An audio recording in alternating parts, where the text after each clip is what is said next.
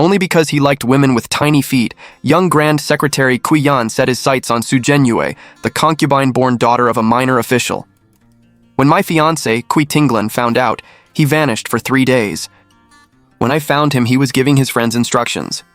Make sure Zhenyue's sedan is switched with Xuanyi's on the wedding day. I won't stand by and watch her marry that bastard. But later, Kui Tinglan regretted everything. On the 3rd night of his disappearance, my men found Kui Tinglan at an inn outside the city. I went there at once, but just as I reached for the door, I overheard him talking to his closest friends. That young Grand Secretary only proposed because he's obsessed with women who have tiny feet. Zhenyue would suffer endless humiliation if she married him. Since we're marrying on the same day, I'll switch her sedan with Xuanyi's. After Kui Tinglan finished, a woman began sobbing inside. Only then did I realize Su Zhenyue was there too. Tinglan, you don't have to take such a risk for me. I don't know how I'll ever repay you. Kui Tinglan gently wiped the tears from her face. I don't need anything from you, but if you really want to repay me, give me a few more children. The room erupted in cheers. Su Zhenyue's face turned crimson, and she nearly buried herself in Kui Tinglan's arms. But what will we tell the princess? I'll say I was drunk and mistook you for Xuanyi. She won't make a fuss. Everyone quickly agreed. It's no big deal. Xuanyi always obeys Tinglan. If he tells her to go left, she'd never go right. If he says forward, she'd never step back. Tinglan has it made. He'll marry one woman who's refined and another he truly loves. That's the dream. But who will be the wife, and who will be the concubine? Kui Tinglan smiled without answering. Instead, he took out a box containing the Kui family's heirloom jade bracelet.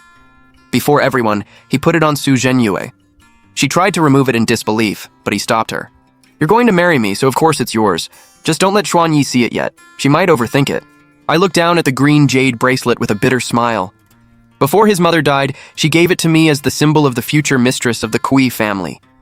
I had treasured it in my jewelry box, until Tinglan took it 3 days ago. The pouring rain took me back 7 years. Nearly my whole clan died defending Qingzhou. I survived until help came, then tried to run out and find my parents. Kui Tinglan held me back even as I bit his arm bloody. He knew the horror I'd seen. Back in the capital, the emperor made me Princess of Ancheng and placed me with the Kui family. Tinglan stayed beside me and led me out of the darkness. I followed him like a shadow for years. But now he loved someone else, so I would let him go. When Kui Tinglan came downstairs, the rain had not stopped, and I was still under the eaves. He saw me, quickly moved away from Su Zhenyue, slipped behind me, and covered my eyes like he used to. Guess who? I pulled his hands away. Not funny. He laughed and casually pinched my cheek. Aren't you afraid I'm some rogue trying to take advantage of you? I said nothing and looked at his 7 or 8 friends, and Su Zhenyue. They called me sis-in-law with a laugh, completely unafraid that I had discovered their scheme. When I looked over, Kui Tinglan stepped sideways to block my view. Did you come out looking for me? I nodded. The rain was too heavy, so I came in to get out of it.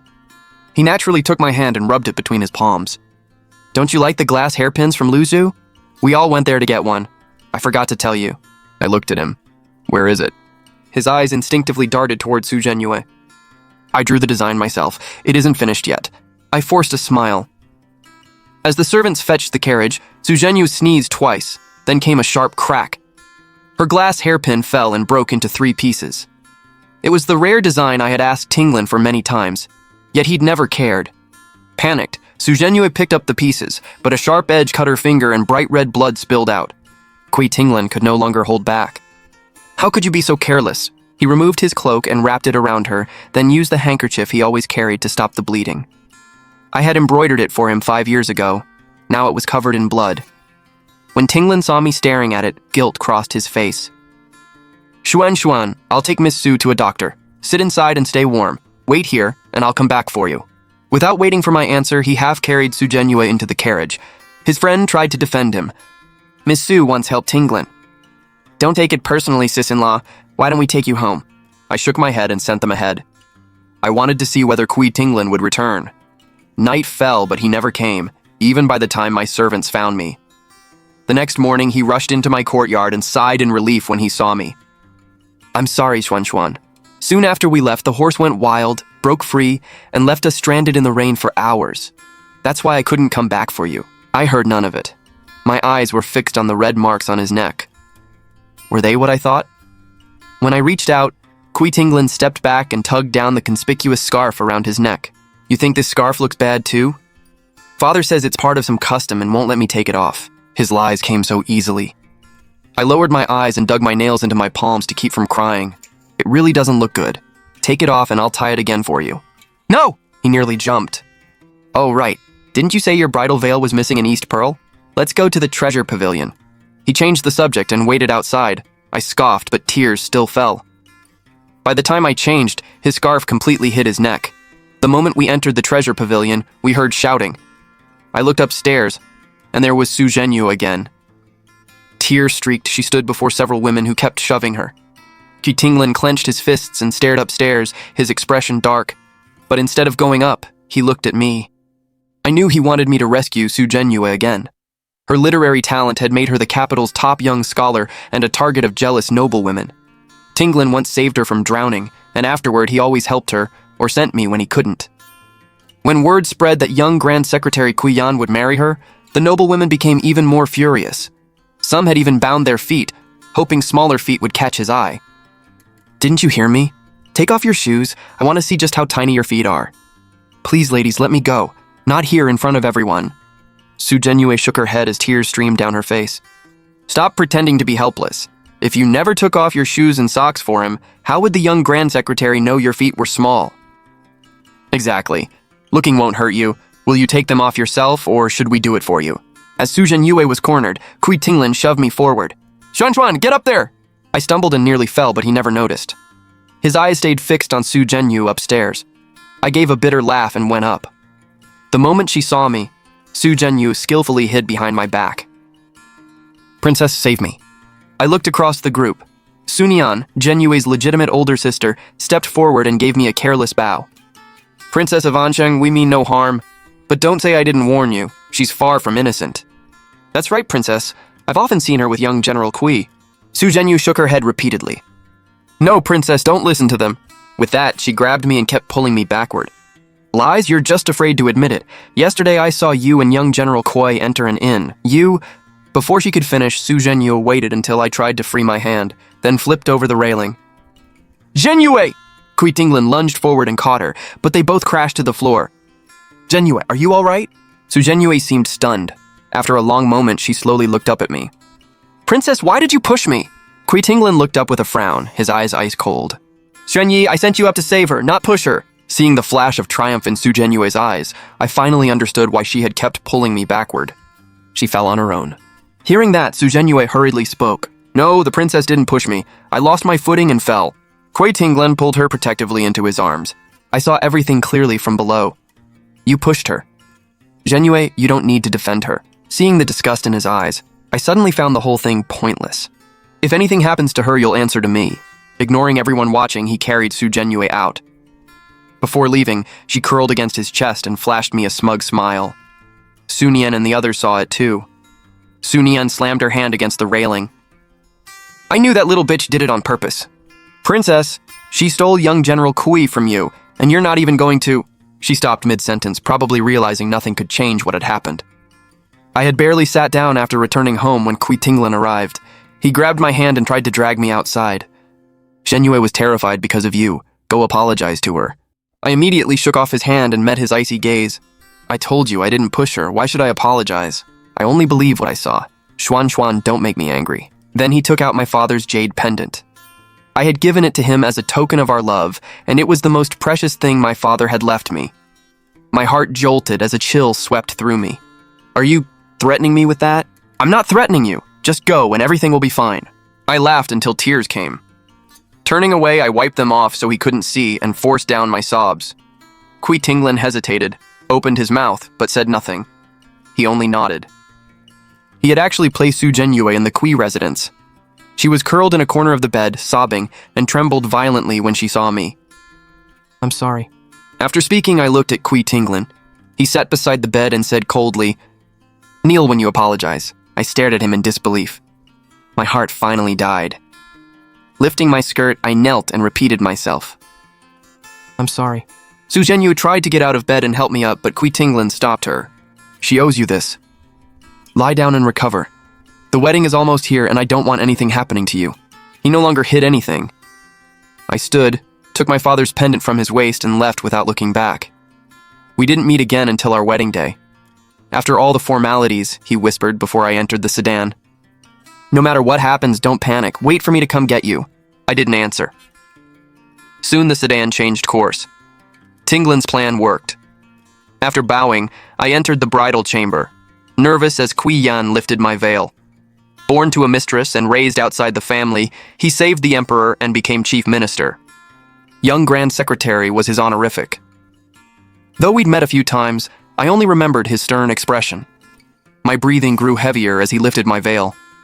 But when he saw me, he wasn't surprised at all. Instead, he smiled. You're here, are you hungry? Why aren't you surprised to see me? You aren't surprised either. I was so nervous that I forgot to pretend. Seeing my expression, Kui Yan laughed. Do you still want to go back? Back to Kui Tinglan? I shook my head. Not at all. Then stay here from now on. Kui Yan kissed me, and I didn't pull away. The red curtains fell. Next day, Tinglan arrived, saying the brides were switched and demanding me back. Kui Yan and I were still in bed. The steward told him the truth, but he refused to believe it. They've already consummated the marriage. What kind of bullshit is that? Kui Tinglan stormed into the bridal room and kicked the door open. Kui Yan, where is my wife? I'm taking her home. Kui Yan quickly wrapped me tightly in the blanket and stood in front of the bed. Have you lost your mind? Go find your wife at your own estate. Why are you causing trouble here? The sedans were switched yesterday. Xuanyi was sent here. Where is she? Which guest room is she staying in? Seeing his panic, Kui Yan smiled and deliberately turned, exposing the scratches on his back. Kui Tinglan's pupils contracted. His eyes landed on the scratches as if they'd burned him. You? He couldn't finish. His heart pounded as his eyes drifted toward the bed hidden behind the red curtains. Why would my wife sleep in a guest room? Of course she sleeps with me. Kui Tinglan's lips trembled, but no words came out. I spoke at just the right moment. Husband, who is it? My words struck Kui Tinglan like lightning, and he staggered backward. The steward caught him just in time, but Tinglan shoved him away as if venting his rage. Get away from me! Don't touch me! Kui Yan, you knew what Xuan and I meant to each other. Why would you do this? How dare you touch her? Xuan, it's me! Come out! Did he force you? He tried to approach, but Kui Yan kicked him away. Kui Tinglan, stop acting insane in my home. Besides, don't you know who sent her here? Kui Tinglan's eyes turned red. If hatred could become physical, Kui Yan would have been cut to pieces. You knew all along? Kui Yan said nothing and only smiled. Get out! I'm not leaving. I came to take my wife home.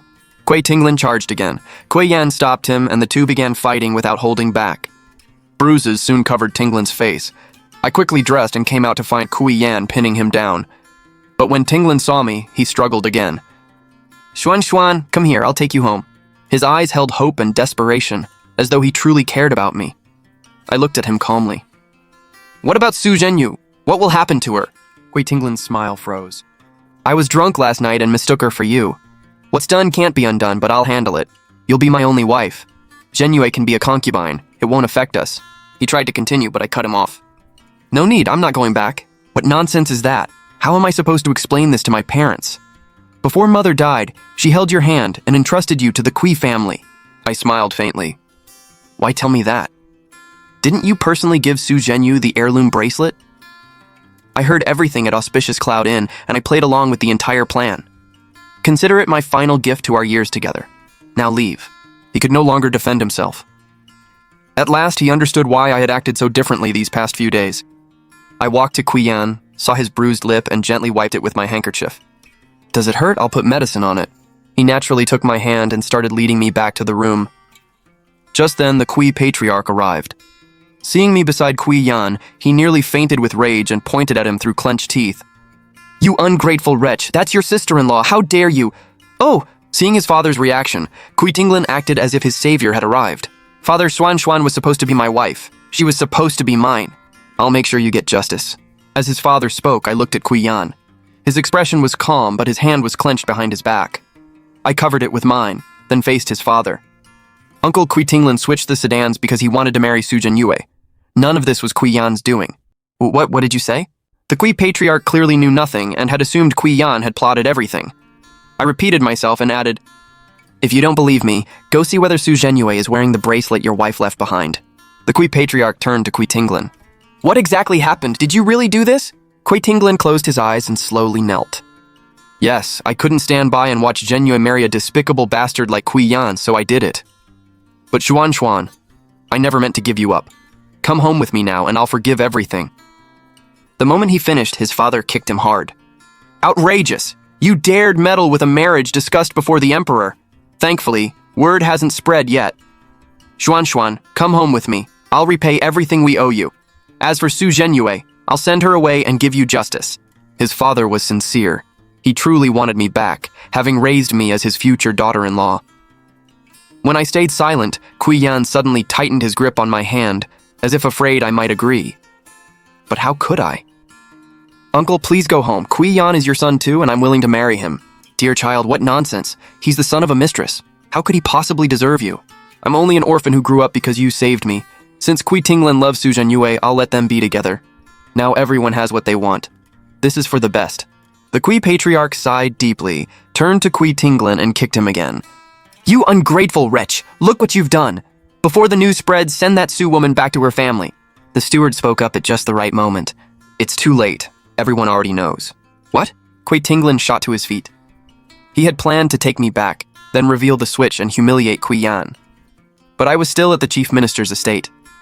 The truth could no longer be twisted, and he might never get me back. Only then did he truly panic. Staring at my hand clasped with Kui Yan's, he shook his head as tears rolled down his face. "No, Xuan, you can't stay here. If you don't leave now, you'll never be able to come back." I didn't answer. I only rubbed my forehead. "Husband, my head hurts. I want to rest." Kui Yan immediately summoned a maid to escort me back to our room. Xuan! Kui Tinglan tried to rush forward, but the guards blocked him completely.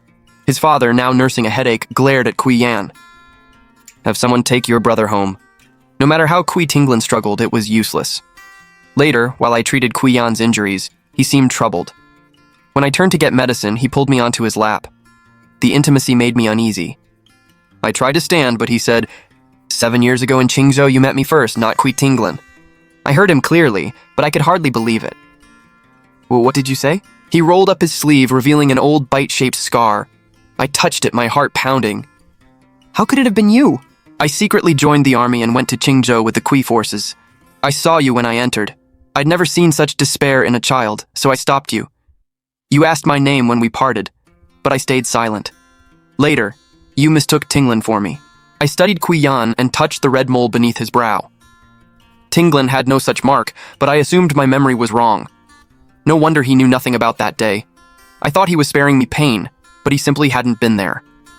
"Then why didn't you tell me the truth later? You had mistaken Kui Tinglan for me and already loved him, so there was no reason to interfere. Besides, we'd only met once." I slowly shook my head, cupped his face, and met his eyes. "It wasn't just one meeting. If you hadn't stopped me, I would have followed my parents into death." Kui Yan stroked my head and kissed me deeply, but I soon pushed him away. "But why did you agree to marry Su Zhenyue? Are her feet really that small?" Seeing how seriously I asked, Kui Yan burst out laughing. "I don't like tiny feet. That was an excuse to reject women forced on me." Su Zhenyue and Tinglan were always entangled. Before your wedding, I tested what he'd do if I proposed to her. He planned the sedan switch, so I let him send you to me. I could hardly believe it. "No wonder you weren't surprised to see me." "Neither were you. I knew whom I was marrying, and you knew whom you were marrying." Perfect timing, we smiled at each other. When Tinglan returned, a crowd and the Su family were waiting. They didn't object to the switch. He might not rival Kui Yan, but he was still a Kui heir, so either match suited them. Su's father showered him with praise. Heaven itself must have blessed Zhenyue with a marriage to the young general. "You're a remarkable man, and she's fortunate to marry you. We fully approve." Kui Tinglan forced a smile but had no heart to respond. Su Zhenyue noticed his distraction and tried to ask about it, but his father spoke first. "We agreed to marry Princess An Cheng, not Miss Su, but since the marriage has been consummated, we'll accept her as Tinglan's concubine." Su Zhenyu stood to object, but her father immediately scolded her. "Your elders are speaking, don't interrupt. Lord Kui, forgive my daughter. We have no objection to her becoming a concubine. The Kui family is prestigious, and its future mistress should indeed come from a powerful family." The Kui patriarch's expression finally eased, but Su Zhenyue was furious. She nudged Tinglan, hoping he would defend her. The movement exposed the heirloom bracelet, and his father saw it. His face darkened as he slammed the table.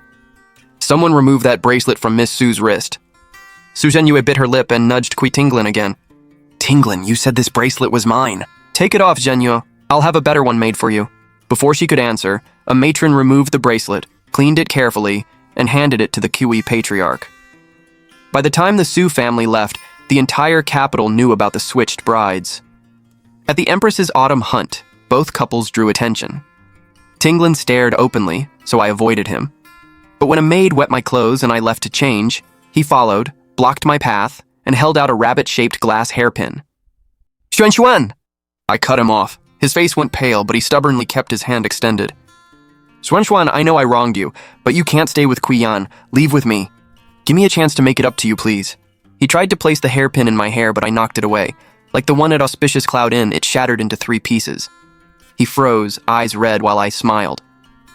That hairpin suits Su Genue better. Kui Tinglan understood and looked even more ashamed.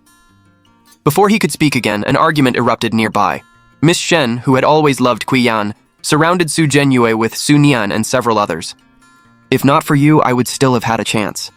Now Princess Ancheng has married the young Grand Secretary. How am I supposed to compete?" Miss Shen tried to shove Su Genue, but Genue slapped her hand away. "I'm the general's wife now. How dare you touch me? You arrogant little bitch! Aren't you afraid I'll expose your true nature to young General Kuai? My husband and I are deeply in love. He won't fall for your lies." After Su Genue spoke, Su Nian slapped her to the ground.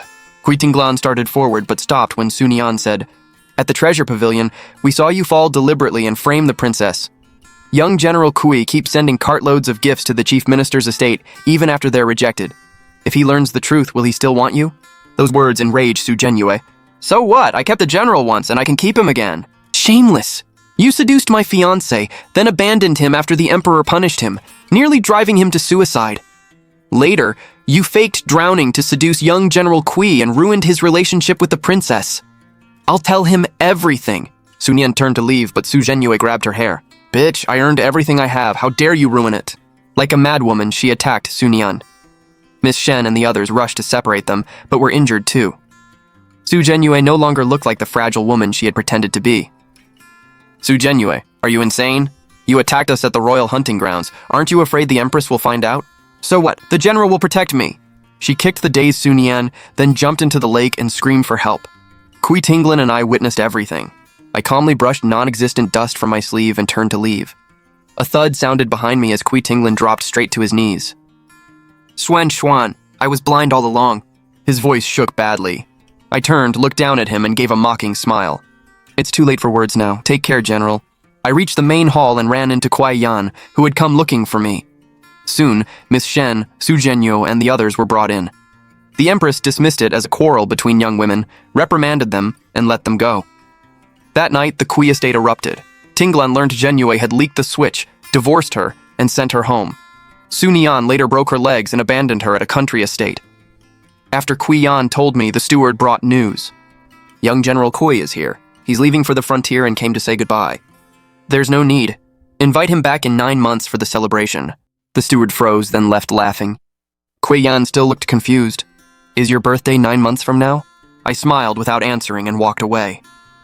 Kui Yan quickly understood, chased after me with a grin, and swept me into his arms, laughing freely. I can't remember how many times I've dreamed of her. In the dream, Qingzhou has fallen again. Rain pours down as blood and mud cover the ground. A little girl drenched in blood bites down hard on my arm. No. I later learned it was Kui Yan's arm. In my dreams, she always asks the same question. "Were you really the one who stopped me from leaving the city that year?" I woke to an empty bed. Su Zhenyue had been sent away 2 days ago, and the estate felt frighteningly quiet. Father called me foolish, the emperor called me absurd, and even my former colleagues looked at me with pity. Everyone said the young general had personally handed his childhood sweetheart to his brother, and now bitterly regretted it. Regret barely described it. If I tore out my heart, it would already be rotten. Last night I returned to the chief minister's estate and stood outside the wall until midnight. A guard recognized me and saluted from afar. "Please go home, General. Madam has already gone to bed." Madam pierced me like a poisoned needle. Once, everyone called her my future wife. She would blush, hide behind me, and lightly hook a finger around my sleeve. I'd been so smug, believing her devotion would last forever. What a fool I was. The day my wedding to Xuanyi was set, I got drunk at Auspicious Cloud Inn. My friends teased me. "Finally ready to settle down? What about all your other women?" I scoffed. "Xuanyi is sensible, she won't mind." I was certain. For 7 years, she never complained. I told her to learn music, and she practiced all night. I said I liked pale blue, and every other color vanished from her wardrobe. Even when I stayed out overnight, she only reminded me gently, "Don't drink too much." She was a vine growing around me, and I thought she'd always obey. Then I met Sugenyu at the inn, humiliated and soaked in wine. When I helped her, the fire in her grateful eyes was unlike anything I'd seen in Xuanyi. I lost my senses. I planned the sedan switch. I had hesitated that night. When my friends asked what would happen to Xuanyi, I pretended not to care. My brother knows where to draw the line. He won't touch her. After Zhenyue and I consummate our marriage, I'll bring Xuanyi home. What I truly thought was that Xuanyi would forgive me. After 7 years, she couldn't live without me. Even if she got angry, I could simply coax her. I forgot that hearts are flesh. They grow cold, feel pain, and die. On the wedding day, my palms sweated as I held the red ribbon. The woman beneath the veil stayed silent, and I told myself Zhenyu was nervous. But when I lifted it, the shy eyes looking back belonged to the wrong face. "Why is it you?" I blurted out. Su Zhenyu's eyes filled with tears. "They brought the wrong sedan. Tinglan, what do we do now?" My mind exploded. If the sedans were wrong, then Xuanyi... I rushed out like a madman, but father stopped me. He said switching them back that night would disgrace both families. We would retrieve Xuanyi tomorrow. She's sensible. She'll understand. Sensible again. The word had bound both of us for 7 years. That night, I got blind drunk and mistook Su Zhenyu for Xuanyi. I woke beside a stranger, my blood turning cold. When I went to the chief minister's estate, I was drowning in guilt. I had prepared my excuses, drunken mistake, unavoidable circumstances, but Xuanyi alone would be my wife. I even brought the glass hairpin she'd wanted for so long. If she cried, I would place it in her hair and coax her as I had countless times before. But behind that door, Xuanyi was resting in Qiyan's arms. Her nightclothes were rumpled, her hair tousled, and love marks covered her neck. My brother, the illegitimate son I'd always despised, looked at me like a victor. "Xuan, come home with me." I heard my own voice tremble. She looked at me as calmly as if I were a stranger. "What about Su Zhenyue?" I faltered before answering. "She can become a concubine." She smiled. There was no hatred or resentment in it, only bone-deep exhaustion. "No need." 2 words ended 7 years. Later, the steward told me she'd known about the sedan switch all along. At Auspicious Cloud Inn, she had overheard every detail of our plan. The princess stood there for a long time. The old steward sighed. The rain was so heavy, but she had no umbrella. She simply stood there listening. Before leaving, she even told us not to disturb you. Imagining that scene doubled me over in pain. She had given me the most dignified farewell possible, while I mistook it for her usual obedience. At the autumn hunt, I finally saw Su Zhenyue's true face. She fought with the noblewomen and screamed viciously, "I kept the general once, and I can keep him again." Xuanyi stood with Qiyan. He whispered, and she smiled brighter than ever. I'd lost more than a marriage. The girl who reached for me in rain, tended my wounds, and treasured the bracelet. She gave me her heart, and I said it wasn't warm enough. Before leaving for the frontier today, I returned to the chief minister's estate. I didn't dare ask to see her and only left a message with the gatekeeper. "I will remember your invitation for 9 months from now." After walking far away, I looked back. Qiyan was helping Xuanyi stroll through the courtyard. Her belly had begun to show, and he guarded her like a priceless treasure. As my horse left the city, I looked toward the capital one last time. "Xuanyi, what if I'd reached Qingzhou first? What if I'd seen you standing in the rain at the inn? What if before the wedding, I'd remembered the light in your eyes as you held that bracelet? Would our lives have been even a little different? I carry 2 marks. One is the red mole beneath my brow, which I was born with and cannot wash away. The other is the bite scar on my right forearm. She left it in Qingzhou 7 years ago, and I never wanted it to fade. I first met her among blood and corpses. At 16, I stole father's token to join the army. Qingzhou had fallen, and the Zhuan clan lay dead. A bloody girl stumbled toward the gate. Her empty eyes belonged to someone who'd lost everyone. I stopped her, and she bit my arm like a feral animal. Blood filled her mouth, but she didn't release me until she collapsed. The bite nearly reached bone. When the medic offered treatment, I refused. I wanted to keep the scar. Later, I learned she was Xuanyi, the Zhuan clan's last survivor. The emperor made her princess of Anchang and placed her with the Kui family. I also learned she'd mistaken Kui Tinglan for her rescuer. Many times I saw her following him. At a spring banquet, Tinglan asked for apricot cakes, so she rode 4 hours to buy them. At summer practice, she shaded him while her back soaked with sweat. Her gaze reminded me of Mother watching Father. Mother died that winter, and he never came, so I stayed away. She didn't need to learn the truth, wake from one beautiful dream, and fall into another uglier one. I was the hidden son of a mistress. What could I offer her? Then I heard she would marry Kui Tinglan. That night, I stared into the mirror for a long time and left the mole uncovered. Mother once said it was both my curse and my fate. 3 days later, I spread a rumor that the young Grand Secretary liked tiny feet and wanted the Su family's concubine-born daughter. Tinglan took the bait and planned the sedan switch. I was painting Xuanyi when my spy reported it. I was adding the final flower between her brows. Let him proceed, but return the bracelet from Su Zhenyu's wrist. It's the Kui family's token for its legitimate daughter-in-law. If Xuanyi won't wear it, no one else deserves it. On our wedding night, my hand was steady as I lifted the veil, but her lashes trembled with nerves. Why aren't you surprised to see me? I smiled. Why would I be? From the moment I spread that rumor, this was the day I was waiting for. Do you still want to go back? I asked. She shook her head, her gaze unwavering. So I kissed her, tasting the sweetness of rouge on her lips and the salt of tears at her eyes. She was crying. I wanted to tell her not to be afraid. I had waited 7 full years for this day. When Kui Tinglan burst in, I deliberately exposed the scratches on my back. His face went white. How ridiculous. He had sent her into my room himself, yet now acted as if I'd stolen his treasure. Xuan Xuan! He screamed and reached for her. I blocked the bed, a fire raging inside me. It had been burning since she bit me 7 years ago. For so long it had nearly burned through me. She didn't go with him. Before his eyes, she used a white handkerchief embroidered with bamboo, her favorite design, to wipe blood from my lip. The light in Kui Tinglan's eyes died completely. While she treated my wounds that night, she asked, "Why did you agree to marry Su Zhenyue?" I wanted to give her a noble explanation, that I was testing Tinglan or turning his scheme against him. But looking into her clear eyes in the candlelight, I no longer wanted to lie. Because I needed an excuse to marry you. She froze. I rolled up my sleeve and showed her the old bite mark. She reached out with trembling fingers, as if touching a fragile dream. It was you?